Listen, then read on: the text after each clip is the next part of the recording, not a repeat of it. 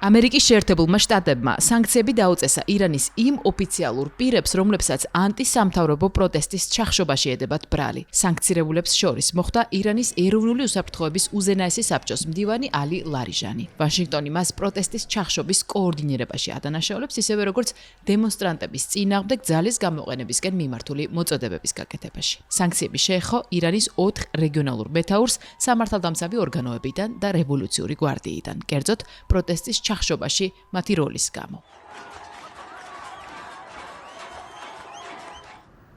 ამერიკის შეერთებული შტატების დამატებითი სანქციები შეეხო რამდენიმე ფინანსურ ქსელსაც, რომლებსაც ბრალი ედებათ ირანული ნავთობის გაყიდვებისგან მიღებული შემოსავლის მითვისებაში.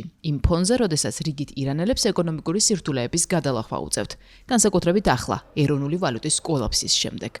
ევრონიუსის ინფორმაციით, ეს ქსელები მილიარდობით დოლარს ითვისებენ. სანქციების შესახებ მიღებულ გადაწყვეტილებას წინ უძღოდა ამერიკის შეერთებული შტატების პრეზიდენტის დონალდ ტრამპის განცხადება, რომლის მიხედვითაც ირანმა სიკვდილით დასჯა შეწყვიტა. პრეზიდენტსა და მის გუნდს ჰქონდა კომუნიკაცია ირანის რეჟიმთან. მათ იციან, რომ თუ მკვლელობები გაგრძელდება, ამას მძიმე სავალალო შედეგები მოჰყვება.